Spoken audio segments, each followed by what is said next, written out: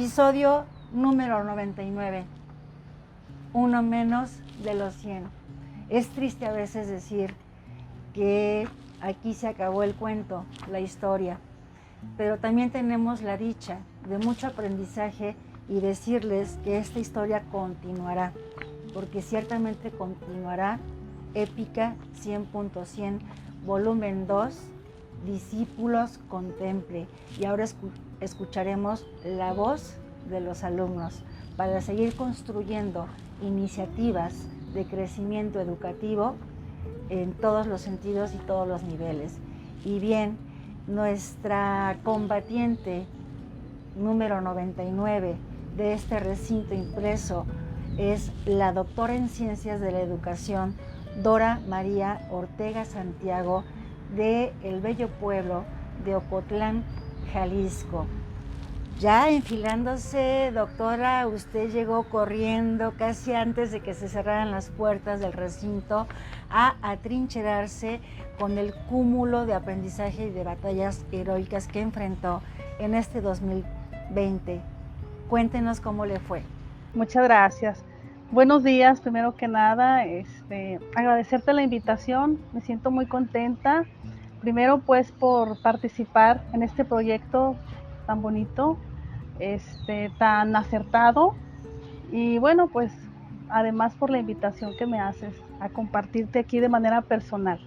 Muchas gracias. Por supuesto, compartirla con todo el público, Dorita, y pues ya lo has visto, lo ha visto usted en otros programas, que creamos la Fundación Épica 100.100, en la cual usted forma parte del consejo para seguir creciendo en el aspecto educativo. Muchas gracias.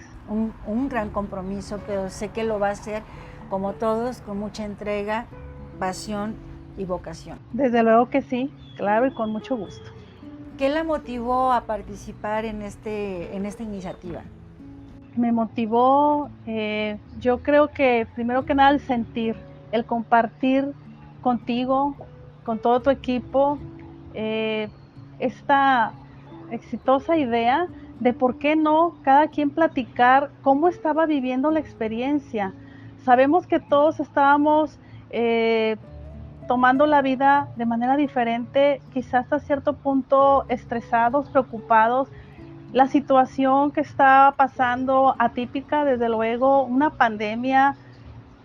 Quizá en las películas hayamos visto cuando el virus llega y acaba con todo, países, que pasa de un continente a otro. Así es, en una película, vaya. Pero en esta ocasión no, era real. Había un virus que estaba acabando con muchas personas, con la vida. Teníamos que cambiar nuestra manera de trabajar. Centrándonos ya como maestros, pues en un principio nos tomó como todos por sorpresa. Había que cambiar el pizarrón.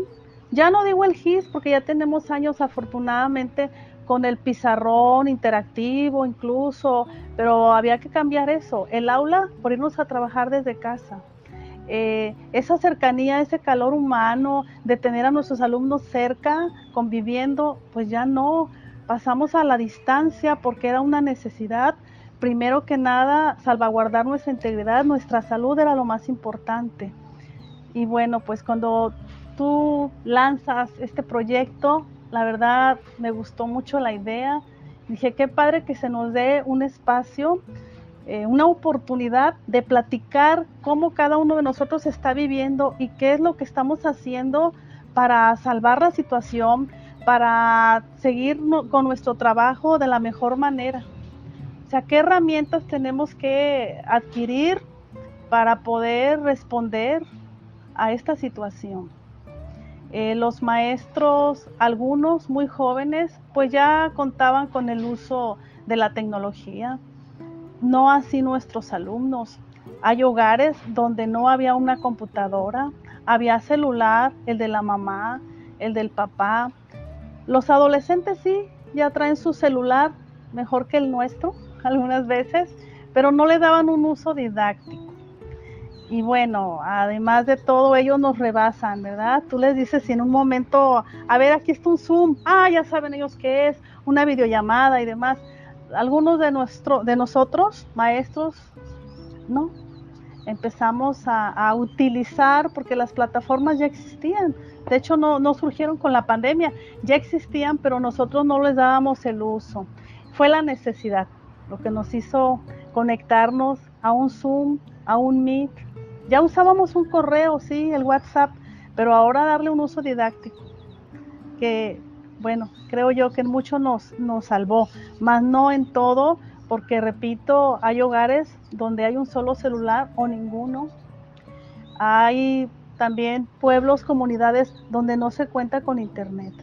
Y eso lo saben mis compañeros maestros, todos los que tenemos esta vocación, este amor por la docencia, lo sabemos que aunque yo sea la mejor tecnóloga, pues quizá mis alumnos no tienen ni un celular o no cuento yo misma con un internet. En México creo yo que hasta la plataforma colapsó porque el internet en todas las casas, todos los hogares podemos escuchar, híjole, no sé, ya no tengo internet. Entonces no contábamos con todo lo necesario para hacerle frente. Hemos tenido los maestros que hacer de todo. Y bueno, pues aquí estamos. Doctora, el micrófono y la pantalla es suya, porque necesitamos que la sociedad, padres de familia y alumnos y colegas suyos conozcan más de esta héroe docente. ¿Cuánto tiempo tiene de ejercer la docencia y el magisterio y a qué niveles? Tengo 23 años ya en el sistema educativo. Felizmente hago lo que me gusta y me pagan por hacerlo, siempre lo he dicho. Duré 20 años como docente frente a grupo y tengo 3 años ya como supervisora escolar. Sigo extrañando el aula, aún me sigo sintiendo maestra, docente, sigo extrañando estar con alumnos, pero bueno, acepté el reto y no me puedo quejar. También me siento muy contenta, muy satisfecha. Ahora trato con docentes con los cuales aprendo junto con ellos, aprendo mucho de ellos. Y pues agradecida con Dios y con todos por esta oportunidad, por esta nueva función. Como supervisora escolar, ¿las funciones son más tendientes a lo administrativo o sí tiene que ver con lo académico? ¿Nos puede compartir un poquito, describir esta función? Claro que sí, con todo gusto. Mira, sí suele ser mucha carga administrativa, sin embargo, nuestra función principal es igual que como docente, nos tenemos que centrar en el aprendizaje de nuestros alumnos. Ni más que en el aprendizaje, en la formación de esas personas, porque es un gran reto, ¿estás de acuerdo? Estamos nosotros formando personas de bien, que es lo que deseamos, ciudadanos, profesionistas. Entonces, no nos debemos de separar ni de dedicar como supervisora a la parte administrativa, claro que no. Debo centrarme en el asesoramiento y acompañamiento a mis compañeros maestros, pero tanto ellos como yo, nuestro fin es lograr el mejor aprovechamiento escolar de nuestros alumnos, es tener alumnos contentos en las aulas, felices de estar aprendiendo día con día, y como supervisora sigo teniendo esa meta.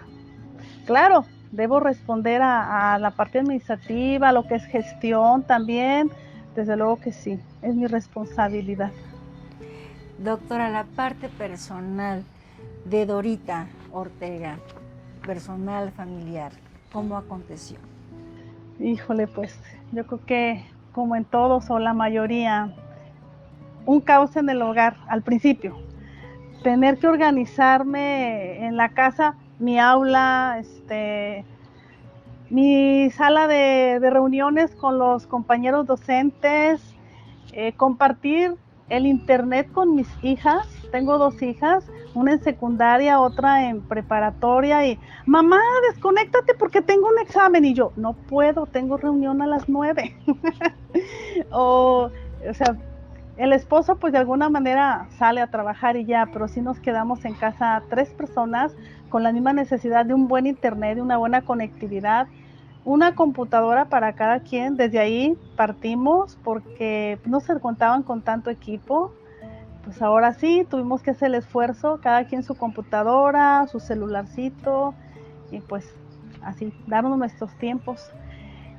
También hubo una parte importante, el convivir con mis hijas en casa.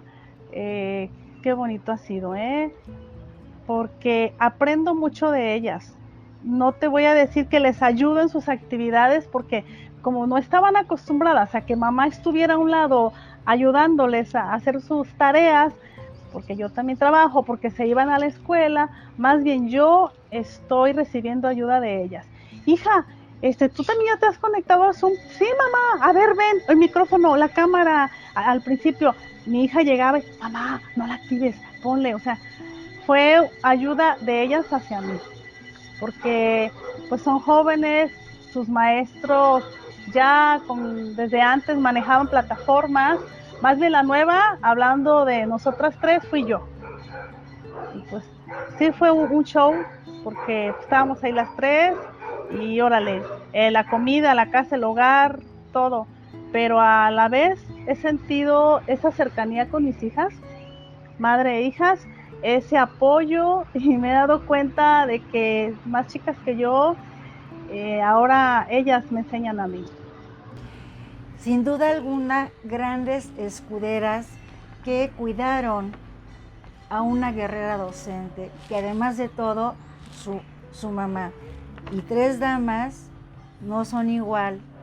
3 damas, no dudo que lo hayan afrontado muy asertivamente, porque son organizadas, porque son administradas, porque son empáticas y porque hay amor y pasión por lo que hacen.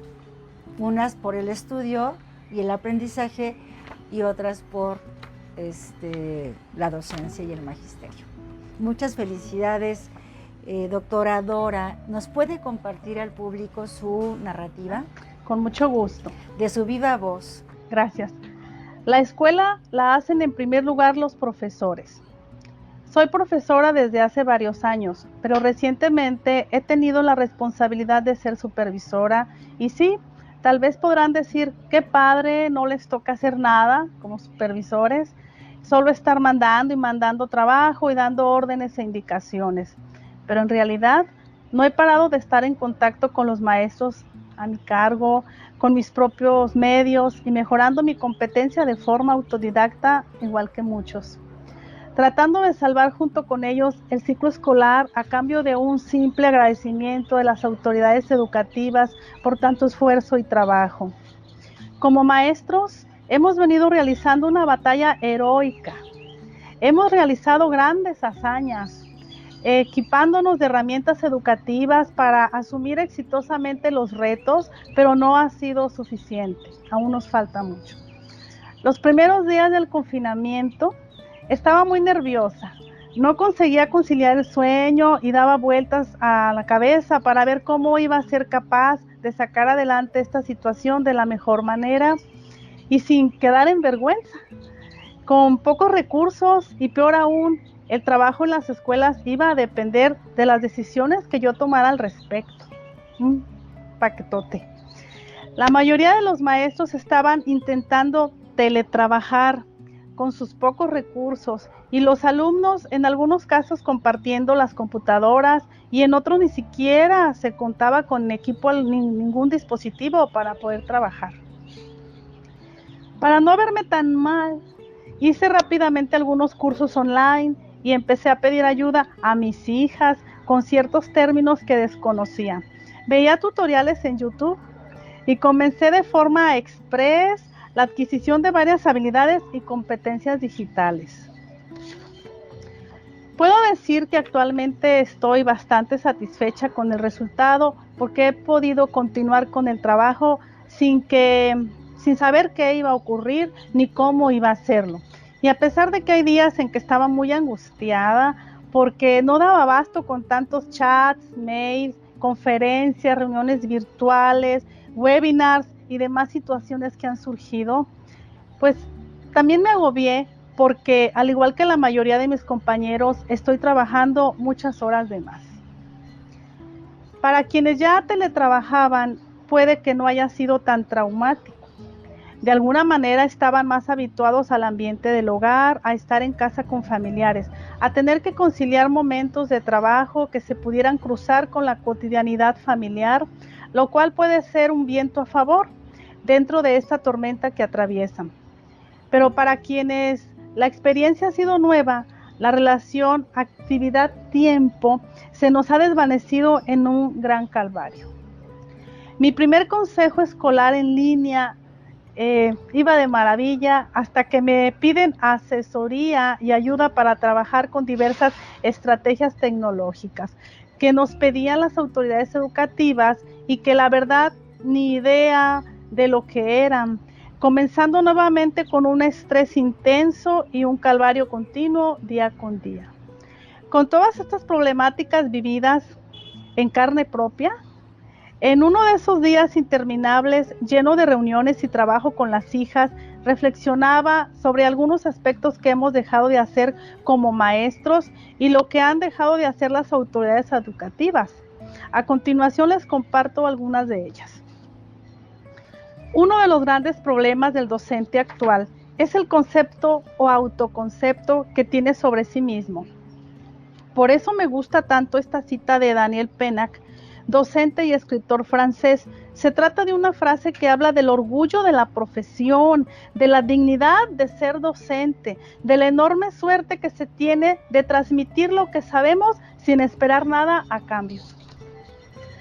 Y con esa frase pensaba, las autoridades deberían decir en todo momento y en toda ocasión un gran aplauso para todos los docentes, reconociendo en ellos su compromiso y voluntad para entender primero y atender después. Las demandas que hoy hacen no solo las autoridades educativas, sino los propios padres y madres de familia, los tutores y desde luego los propios estudiantes. Y ante esta situación quiero hacer una mención muy especial a manera de agradecimiento por la brillante idea de Editorial Unizan, bajo el liderazgo de la doctora Adriana García, de plasmar las 100 mejores historias narradas por los maestros en estos 100 días de la pandemia. Es una obra que permitirá guardar para la posteridad estas hazañas de docentes comprometidos en tiempos de la pandemia. Gracias por haber brindado este espacio para poder expresar las vivencias, experiencias y sentimientos encontrados. Es un honor sentir que a alguien le interesó escucharlas. La pandemia ha traído consigo un cúmulo de emociones y de conmociones. El distanciamiento social no ha sido únicamente una separación física. En muchos casos también ha traído consigo un apartamiento emocional y afectivo. La pandemia vino a fracturar nuestras vidas, vino a exponer nuestra fragilidad humana, a causarnos múltiples heridas y a mostrar la diversidad de crisis. Hoy necesitamos más que buenas intenciones para salir de esta policrisis y poder restaurar no ya la normalidad, porque pienso que ninguno de nosotros queremos que vuelvan a hacer las cosas como antes, sino mejor que antes. Restaurar un mínimo de orden y tranquilidad para reanudar nuestras labores. Luego será necesario resarcir los daños causados por esta pandemia y también remediar los desaciertos derivados de decisiones y prácticas equivocadas. Con esta pandemia nos hemos dado cuenta de muchas necesidades educativas, muchas problemáticas que estaban ocultas, pero sobre todo de algo muy importante, que tenemos un sistema educativo enfermo desde hace mucho tiempo. El analfabetismo, la inequidad, el rezago, la escasez de recursos, la cobertura limitada, pero también la reprobación, la repetición y deserción, el cuestionamiento de su calidad, son padecimientos que han venido desgastando, corrompiendo y consumiendo nuestro sistema educativo desde hace años. Pero pese a todo esto, los docentes han sacado la casta y han hecho mucho con poco. Han atendido lo urgente y lo importante. Han puesto la mejor versión de ellos para salir adelante y ayudar en todo momento a sus alumnos, que son nuestra prioridad, como ya lo dije hace un momento. Antes de la pandemia, la escuela venía padeciendo la pérdida de su autoridad cultural y a muchos docentes nos dolía advertir el escaso reconocimiento que tenía nuestra labor en la sociedad. Hoy, la escuela entendida como sistema, organización y gobierno debe examinarse y replantearse. Con la pandemia, los desafíos de los docentes mexicanos se multiplicaron. Desde mi perspectiva, sería un error como humanidad haber entrado y salido de esta adversidad sin cambiar sustancialmente.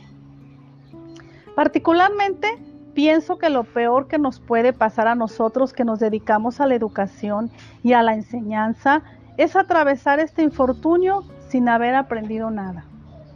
Los docentes enfrentamos esta pandemia con muchos miedos, porque transitar de una educación presencial a otra que plantea la implementación del uso de Internet y de tecnologías de la información y comunicación en el proceso educativo no es nada sencillo.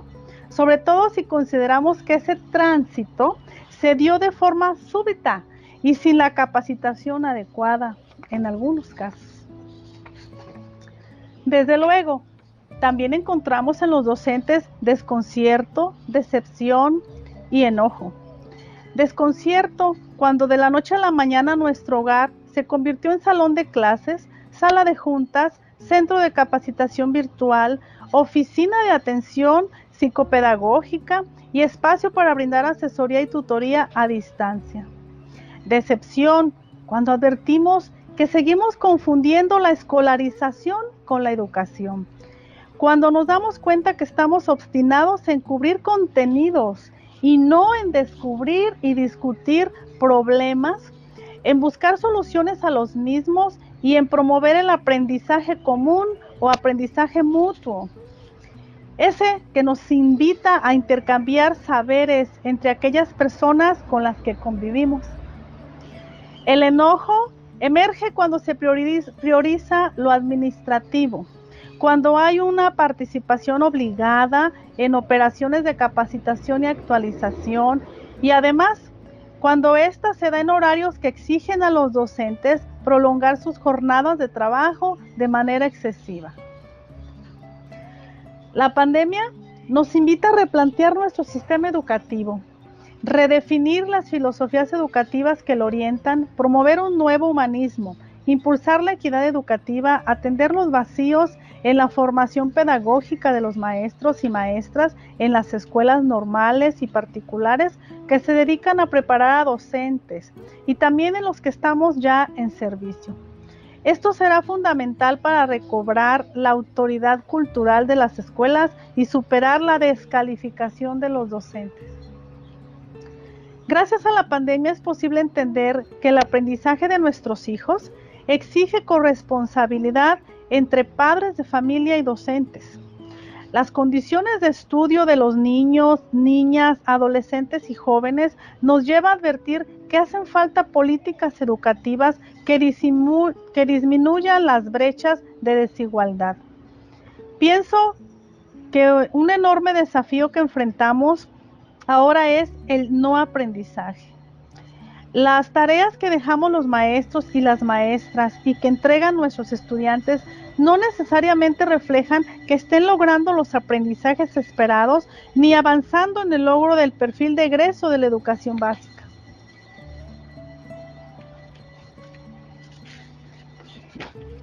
Asimismo, debemos cuidar que esta educación en Internet y en pantalla no nos deje apantallados. Las TICs nos pueden ayudar a innovar en el aula, pero el tránsito de un modelo analógico a uno tecnológico debió darse de manera ordenada y progresiva. En este sentido, nos faltó previsión. Considero que ahora es fácil entender que equipar a las escuelas es necesario, pero no suficiente. Se requiere capacitar a los maestros porque serán ellos los encargados de integrar las TIC en el ámbito escolar, además de continuar con la actualización de sus saberes disciplinarios, pedagógicos y digitales. Como docente, pienso que debemos aprender a educar en la era digital, pero no debemos olvidar que las TIC son medios y no fines, y que un reto adicional es superar la exclusión tecnológica aún prevaleciente en México. Semejante reto nos coloca a los docentes en el foco principal de las familias. Nos evidencia como actores de primera fila ante la sociedad y con seguridad el país nos responsabilizará de los logros o los fracasos que esta nueva experiencia puede generar. Al igual que el personal médico y sanitario que lucha sin las debidas armas en el frente de batalla contra esta epidemia, también a nosotros los educadores nos ha tocado posicionarnos en primer plano en esta crisis, ya que no solo es sanitaria, sino económica, social, educativa y cultural, y sin las suficientes y necesarias herramientas para dar a este insoslayable reto, seguir educando en tiempos de crisis. En estos momentos, más que nunca es necesario redefinir y repensar la finalidad de la educación. Por ello, la labor central como docentes en tiempos de crisis es facilitar caminos pedagógicos para que nuestros estudiantes construyan significado y sentido de sus vidas, para redefinir sus proyectos de vida de manera autónoma y con conciencia crítica acerca de lo que está sucediendo en el mundo actual. En este sentido, el aprendizaje de las habilidades socioemocionales, interpersonales, tales como la relación con uno mismo, el autoconocimiento, la capacidad de resiliencia y la autorregulación, deben cobrar relevancia y centralidad en los procesos de la educación actual. Hoy más que nunca, nosotros los docentes debemos enseñar a construir seres solidarios. Lo peor que nos podría ocurrir como ciudadanos, padres, madres y docentes no es quedarnos en casa, es permanecer encerrados en ella, convencidos de que la suerte está echada y no hay nada que hacer. Por ello, les invito a pensar hoy como nunca antes. Los profesores tenemos la posibilidad de transitar este doloroso momento histórico y volverlo una oportunidad para construir otro horizonte posible, una humanidad alternativa. Y todo esto, además, con la más relevante y hermosa herramienta que el ser humano ha construido a través de la historia, la educación.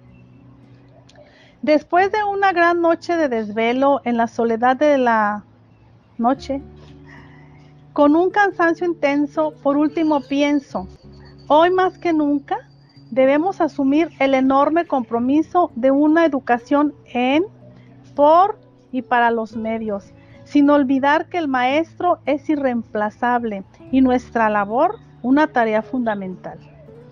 Mi más sincero agradecimiento y reconocimiento a la editorial Unizan, en especial a la doctora Adriana García, así como a su gran equipo de colaboradores por este homenaje a la labor docente en esta maravillosa obra épica 100.100.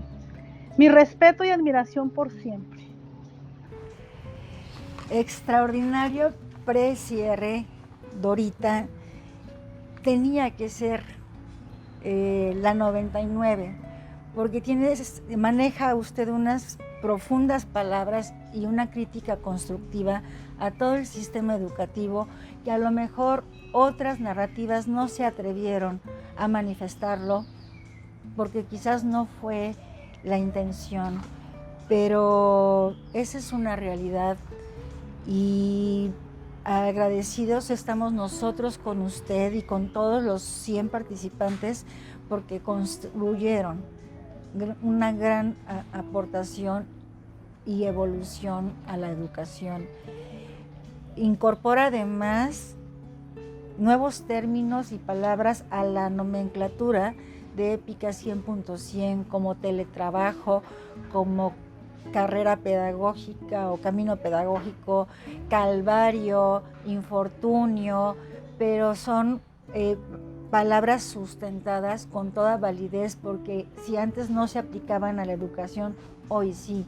Incluso el término sarcástico de no nos quedemos apantallados, toda una realidad no está manifestando en la riqueza literaria que construyó no está manifestando términos huecos o vacíos. Todos están sustentados y es un gran orgullo que haya generado este precierre con su narrativa y que nuestros lazos por la educación van infinitamente a grandes misiones e iniciativas. Felicidades a usted. Gracias. Muchas gracias por este espacio. Lo que no he comentado y creo necesario es que yo formo parte de maestros de telesecundaria. Yo inicié siendo docente de telesecundaria, me siento muy contenta. Telesecundaria es una modalidad de secundaria. No se confunda con que es educación para adultos, porque me ha pasado que hay personas que creen que trabajo en telesecundaria y atiendo personas adultas mayores de 15 años. No, telesecundaria es una modalidad. La educación secundaria tiene 3 modalidades. Son escuelas secundarias técnicas, secundarias generales y telesecundarias. En las comunidades más pequeñas, y algunas ya no tan pequeñas, donde no son tanto el número de alumnos como para poner una escuela técnica o general, se construyen escuelas telesecundarias. Actualmente somos 56 zonas de telesecundarias a nivel Jalisco. Entonces nosotros, por nuestra modalidad, pues ya manejamos tecnologías. Se envía la señal por una red EduSat, a un televisor en los salones en los primeros años. Hoy en día, bueno, pues ya con los pizarrones interactivos, la clase o tutoriales están grabados, el maestro decide en qué momento lo transmite para que los alumnos lo vean, pero a manera de complementar el proceso educativo. No es irreemplazable el maestro, o sea, es irreemplazable el maestro definitivamente, aún en telesecundaria, que empleábamos la clase televisada. Aún así el maestro se plantaba al frente en pizarrón, daba su explicación y como apoyo tecnológico un video. Hoy en día, bueno, pues todo eso desde casa. Y repito, mis compañeros docentes, jóvenes y no tan jóvenes como yo, en la lucha por hacer nuestro trabajo de manera lo mejor posible para los alumnos, pues hemos tenido que seguir aprendiendo a manejar estas tecnologías, a completar el proceso educativo de la mejor manera para que los alumnos logren los aprendizajes esperados. Grandes aportaciones, doctora Dorita. ¿Algo más, un consejo que le quiera aportar a nuestro público en este precierre de este recinto?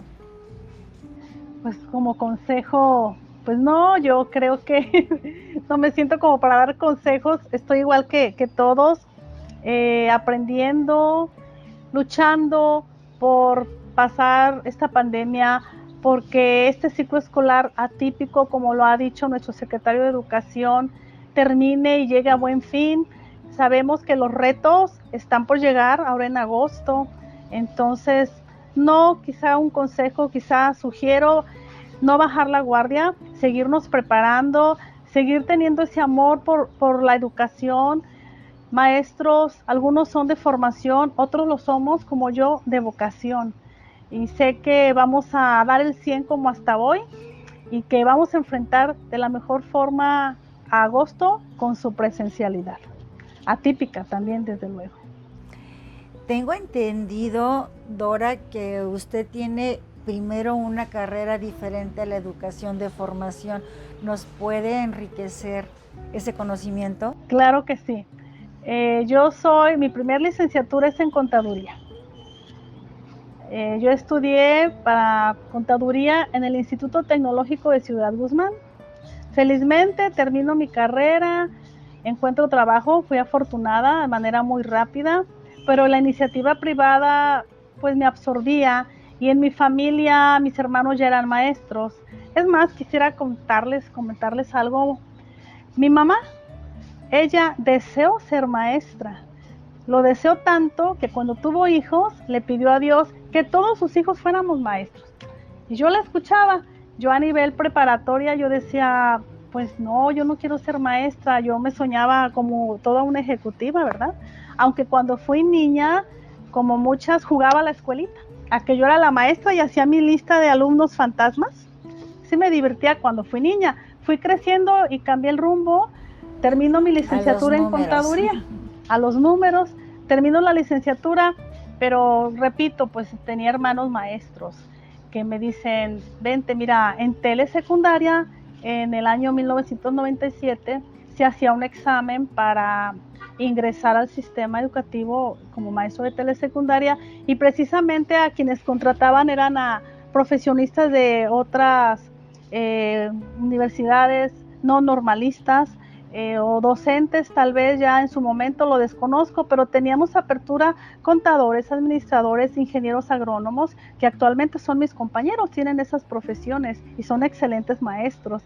Por eso yo decía hace un momento, habemos maestros de formación y habemos maestros por vocación.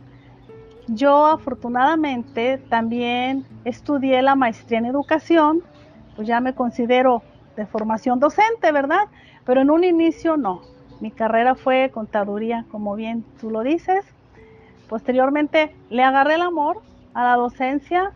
Además también la presión de mis hermanos me decía, pues ya eres maestra, ponte a estudiar y tienes que tener un perfil docente. Estudié maestría en educación y doctorado en ciencias de la educación, orgullosamente en Universidad Santander.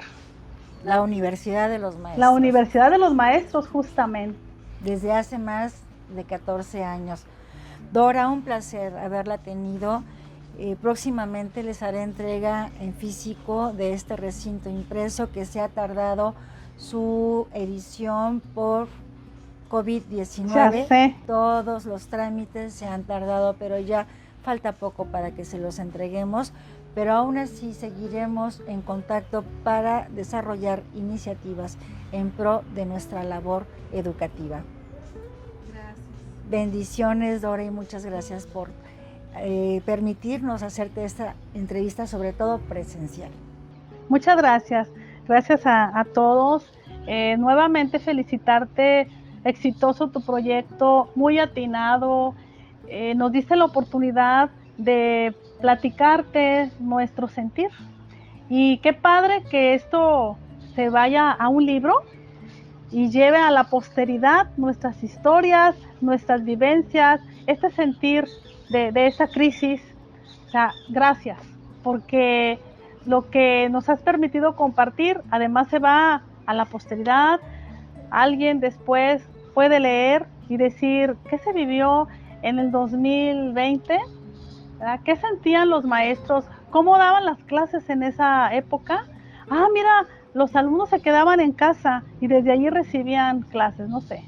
Yo sé que existe la educación en online, que hay quien estudia una licenciatura, una maestría a distancia, pero por lo general son adultos, ya donde ellos deciden por cuestiones económicas o de tiempo o de responsabilidades, pero el hecho de que alumnos desde preescolar, primaria, secundaria estuvieran recibiendo desde casa, ya no digo educación online porque pues no contábamos con los recursos, el internet, los medios, definitivamente no fue educación en línea, ¿verdad?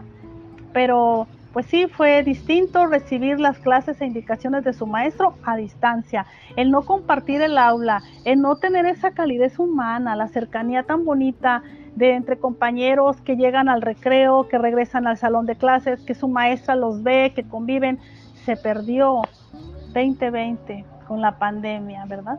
Es correcto. Aún recuerdo, creo que fue marzo 16, cuando ya el señor secretario nos dijo a su casa, a resguardarse, cuidar nuestra salud es prioridad. Así es, Dora. Bendiciones, de verdad. Muchas gracias, mucho igualmente. Éxito. Y querido público, es así como hemos llegado a concluir el penúltimo episodio de Épica 100.100 con la compañía de nuestra guerrera docente Dora María Ortega. Gracias, nos vemos mañana en nuestro episodio final, el número 100.